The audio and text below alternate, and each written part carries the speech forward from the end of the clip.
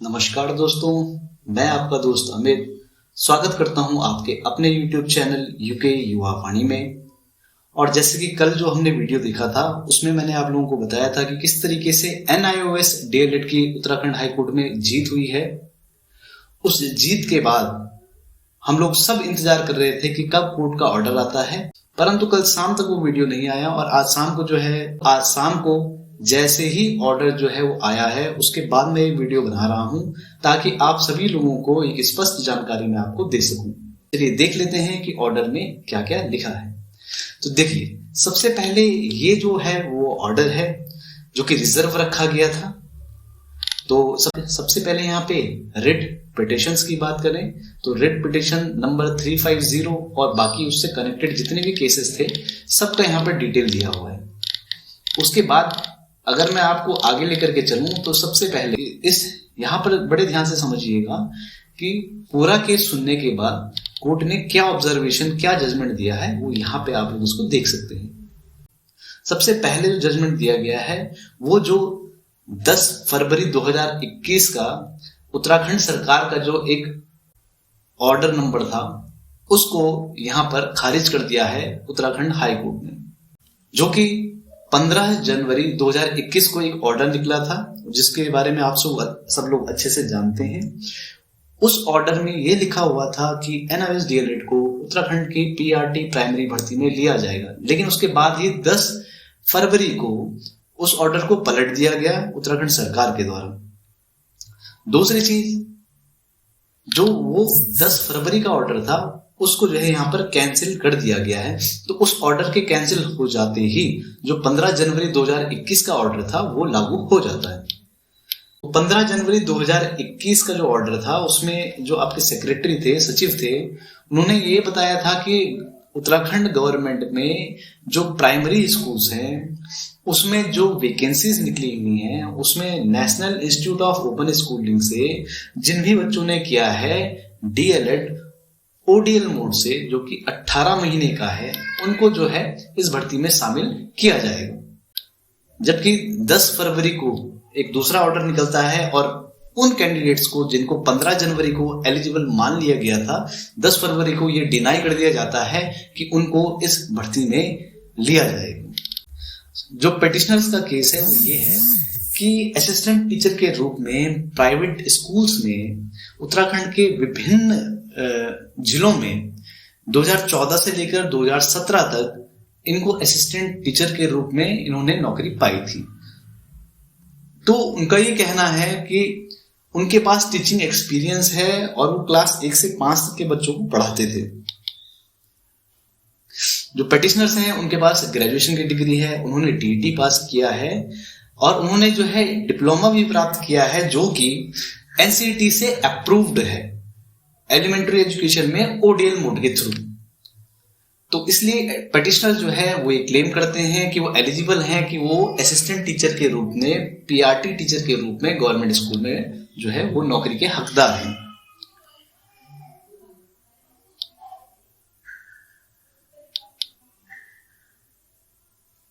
और क्योंकि उन्होंने ये सारी क्वालिफिकेशन उनके पास हैं, फिर भी उनको जो है असिस्टेंट टीचर की पोस्ट में के लिए यहाँ पर जो है वो डिनाई किया गया है या बार्ड किया गया है, यानी उनको एलिजिबल नहीं माना है।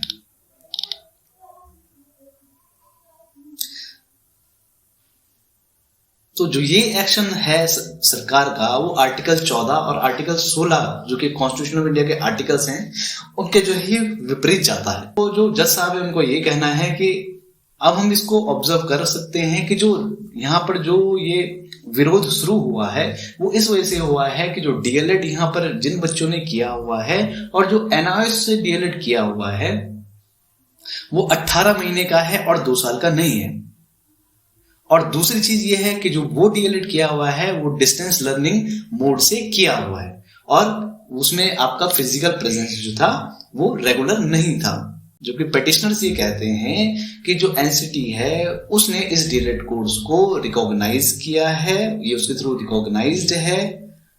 और इस 18 महीने का जो DLED है जो कि ODL मोड में किया गया है, NCT उसको 2 साल के DLED प्रोग्राम के इक्विवेलेंट मानता है। जबकि एनसीटी जो है वो द्विवर्षीय डिप्लोमा जो डीएलएड है उसमें और जो एनआईओएस द्वारा डीएलएड कराया गया है उसमें कोई भी भेद या अंतर नहीं रखता है। उत्तराखंड सरकार यहाँ पर दोनों ही डीएलएडों में यहाँ पर अंतर जो है कर रही है। यही कारण है कि उत्तराखंड हाई कोर्ट ने सरकार के ऊपर यहाँ पर 2000 रुपए प्रति पेटिशनर जो है वो जुर्माना राज्य सरकार पर लगाया है, क्योंकि राज्य सरकार यहाँ पर जो एनआईओएस डीएलएड है और जो रेगुलर डीएलएड है उनके बीच में यहाँ पर जो है भेद कर रही थी। तो इस प्रकार से बहुत सी चीजें हैं, बहुत सी ऐसी बातें हैं जो हम लोग पहले भी जानते थे, जिन चीजों के बारे में हम लोग पहले भी समझते थे और हमने पहले भी सुना है, वही सारी बातें इस ऑर्डर में भी रिपीट होती हैं, क्योंकि ये 2 साल में पूरा जो केस चला है, पूरी जो बातें हुई हैं, उन सब बातों को यहाँ पर जो है विस्तार में बताया गया है। तो हम लोग इसमें ज्यादा फोकस ना करके जो आपका फाइनल कंक्लूजन है उस तक पहुंच जाते हैं। सबसे इंपॉर्टेंट चीज यहाँ पर ध्यान दीजिएगा, पॉइंट नंबर 29। यहाँ पे जो सबमिशन किया गया है मिस्टर एस चौहान जो डेप्यूटी एडवोकेट जनरल हैं उत्तराखंड स्टेट के, वो ये कहते हैं कि जो सेंट्रल गवर्नमेंट है उन्होंने अपने ऑफिशियल गजेट में जो मिनिमम क्वालिफिकेशन है जिसको डीएलएड कहा गया है, तो डीएलएड जो है एनआईओएस के थ्रू ओडीएल मोड जो 18 महीने का प्रोग्राम है वो जो है मिनिमम क्वालिफिकेशन के रूप में उसको पब्लिश नहीं किया है। तो जैसा आप कहते हैं कि 23(1) के अनुसार ऐसा कोई भी व्यक्ति जो मिनिमम क्वालिफिकेशन रखता हो और जो एकेडमिक अथॉरिटी है उसके थ्रू ऑथराइज्ड हो सेंट्रल गवर्नमेंट से, तो वो एलिजिबल होगा फॉर अपॉइंटमेंट ऑफ टीचर। यानी कि यहाँ पर हाई कोर्ट ये कहना चाहता है कि जो मिनिमम क्वालिफिकेशन है वो एनसीटीई की ही मानी जाएगी, ना कि स्टेट गवर्नमेंट की। तो अगर एनसीटीई कहता है कि जिसके पास ये मिनिमम क्वालिफिकेशन है वो जो है टीचर के रूप में अपॉइंट हो सकता है, वो मिनिमम क्वालिफिकेशन है, तो फिर वही मिनिमम क्वालिफिकेशंस रहेंगी। स्टेट इसके ऊपर कॉन्ट्ररी कोई भी डिसीजन नहीं दे सकता है। फिर पॉइंट नंबर 32 में बात ध्यान से देखिएगा, एडवोकेट जनरल थे स्टेट के, उन्होंने ये बोला है कि जो रिकॉग्निशन ऑर्डर है जो 22/9/2017 को जो आया था उसको भी ऑफिशियल गजेट में जो है वो शामिल नहीं किया गया है। पॉइंट नंबर 44 को समझिएगा, बहुत इंपॉर्टेंट पॉइंट है। यहाँ पर जो जज साहब है वो कहते हैं कि क्योंकि रिकॉग्निशन ऑर्डर जो है उसको ऑफिशियल गजेट में नोटिफाई नहीं किया गया है, तो इसका मतलब ये नहीं है जो रिकॉग्निशन ऑर्डर है उसका जो प्रभाव है वो कम हो जाएगा। पॉइंट नंबर 47 में जज साहब कहते हैं कि जो रिकॉग्निशन ऑर्डर है 22 सितंबर 2017 का इन सर्विस अनट्रेन्ड टीचर्स के लिए बनाया गया था, जो कि ओडीएल मोड से कंडक्ट होना था। इस इक्विवेलेंट वो क्या है, समकक्ष है द्विवर्षीय डीएलएड प्रोग्राम के लिए। तो ये पॉइंट बहुत इंपॉर्टेंट है, इसको सभी लोग बड़े ध्यान से समझिएगा कि जज साहब ये कहते हैं कि जो रिकॉग्निशन ऑर्डर है 18 महीने के डीएलएड प्रोग्राम के लिए वो सेम इक्विवेलेंस आपकी रखता है, वो सेम वरीयता आपकी रखता है, या वो और द्विवर्षीय जो डिप्लोमा है वो दोनों बराबर है। पॉइंट नंबर 48 में जज साहब कहते हैं कि जो 18 महीने का डीएलएड प्रोग्राम है जो कि इन सर्विस टीचर्स को ओडीएल मोड के थ्रू एनआईओएस ने कराया है, वो ना तो किसी प्रकार से निम्न स्तर का है और ना ही उसको जो है इंफीरियर माना जा सकता है द्विवर्षीय डीएलएड प्रोग्राम से। यानी कि द्विवर्षीय डीएलएड प्रोग्राम को आप लोग कोई हायर क्वालिफिकेशन ना समझे। जो 18 महीने का डीएलएड प्रोग्राम है और जो 24 महीने का डीएलएड प्रोग्राम है, दोनों जो है वो बराबर है। 51 जो है वो सबसे इंपॉर्टेंट है, वो ये कहता है कि 18 महीने का जो डीएलएड ट्रेनिंग डिप्लोमा है जो कि ओडीएल मोड के थ्रू कराया गया है एलिमेंट्री एजुकेशन में एनआईओएस के थ्रू, एक वैलिड डिप्लोमा है। हाई कोर्ट कहता है कि जो एनआईओएस से